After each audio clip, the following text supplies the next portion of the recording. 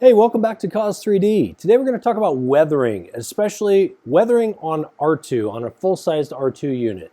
So we're going to get into some details today and get some footage rolling for you, so let's get to it.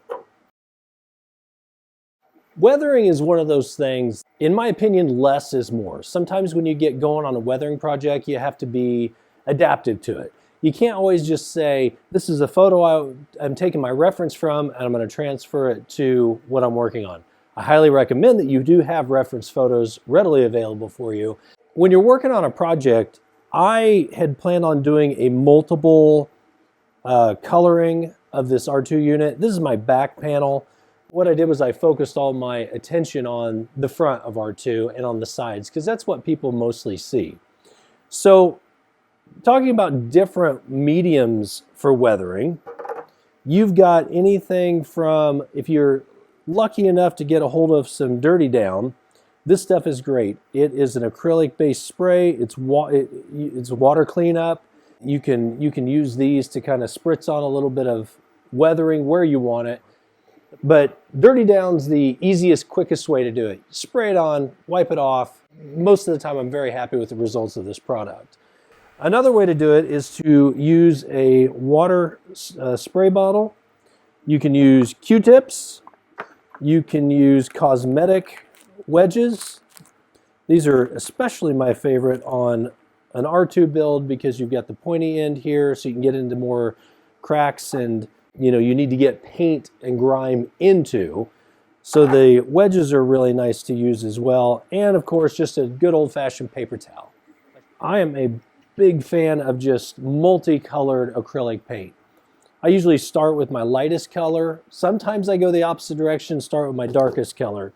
But you can start with your single color, go around your entire project, put a little bit on, follow it up with a different color.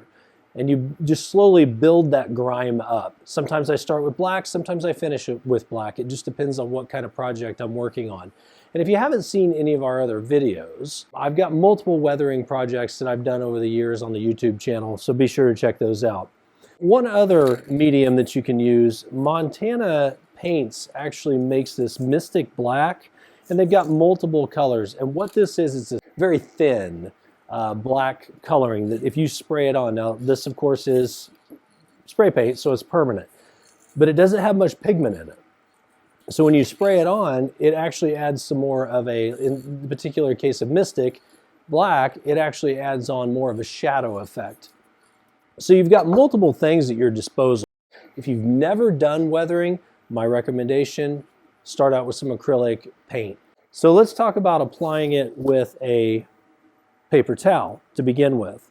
When I apply it with a paper towel, I get my paper towel moist, and then what I follow it up with is I just add on a little bit of brown, much like this. And then I start dabbing it onto my project. The good thing is when you have your paper towel, if you get it too dark in an area, you can use the back side, kind of dab it off while you're keeping your paint away from the project, and you can just work yourself around. I use the same rag if I can on an entire project, because sometimes, like I said, you have those happy accidents where you've got some brown and you're applying black and the brown splotches over here where you weren't planning on putting it, and it's usually a very organic splotch when you apply it. So I like to use the same paper towel, always keeping it very moist as I go.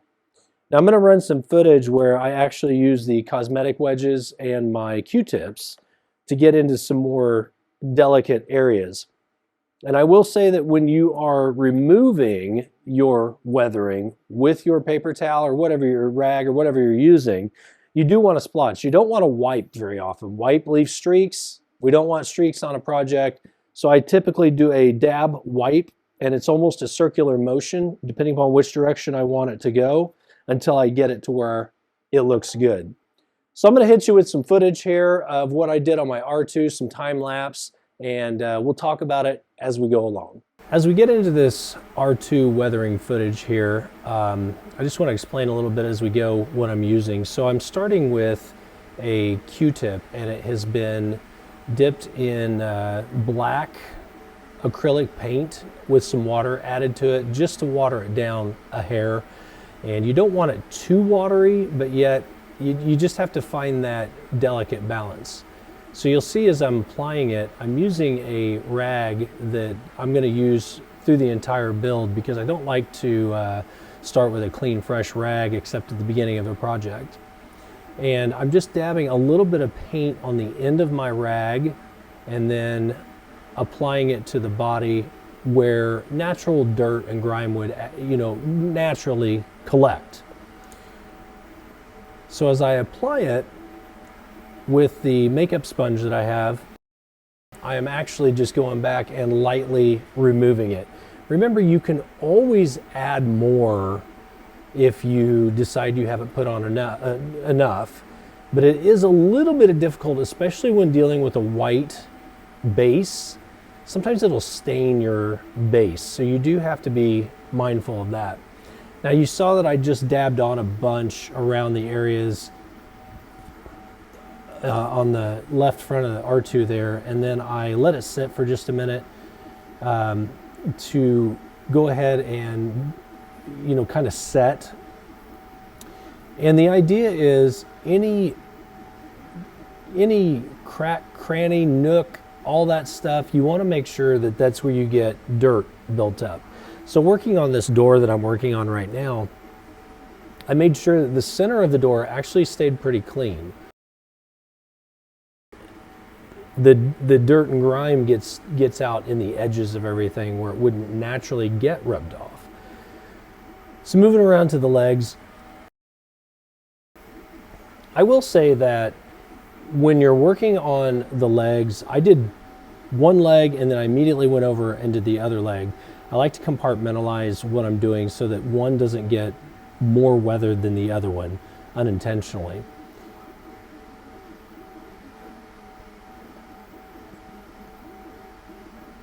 And as you can see, I'm still just continually using the same rag. It's getting nice and grimy. I'll give you a close-up of what's happened at this point. I didn't film all the footage of me weathering it, but this is just my initial base with the black. I did go back off camera and I did add more weathering where I stood back, looked at it and thought, I need more here, I need more here. When you're going on this, I don't like to get carried away and just cover the entire thing. One thing I did learn really quick on these panels, especially on the back panel, is it's easier to kind of do a dab and wipe and pull it towards the crack that you're trying to get dirty very lightly. And you'll see on this next panel that I'm about ready to do, once I got my grime in there, I actually am going towards the camera. Now I'm going away from the camera. I'm actually pushing it out, not towards the center. And then I go back and actually clean the center so that we get that nice organic grime and buildup.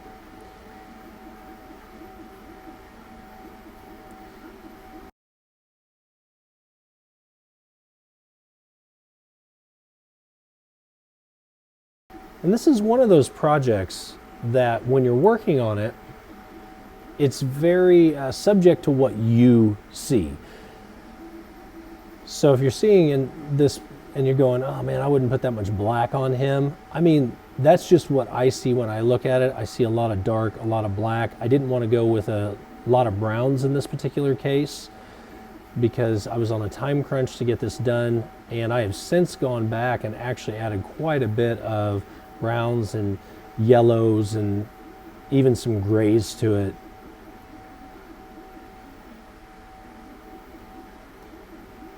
And I know I've already said it, but less is more. It's always good to just start out with a little bit and just keep adding and building as you go.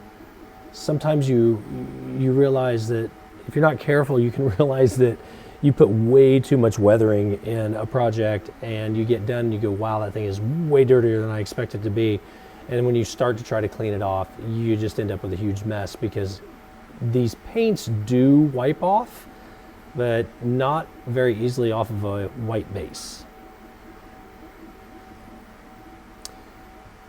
Well, that's pretty much it on the back panel here. And I'll give you some shots of my R2 at this point completely finished as far as I'm concerned and completely weathered, even though he's never done and I'm always tweaking things here and there.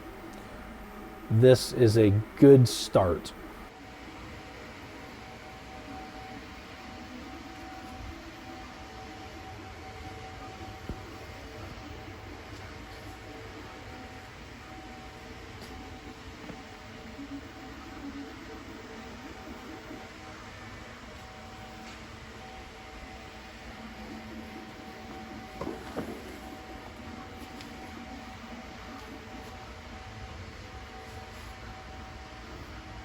Well, thanks for joining us today. I hope that you learned something. As always, this is the point of all these videos, is to just kind of share some of the knowledge that I've acquired over the years and hopefully try to help you avoid to make mistakes that I had to learn the hard way, ruining projects and so forth like that. But I appreciate you watching today. Make sure you hit that like and subscribe button. It really helps us out on the channel, and we will see you in the next video.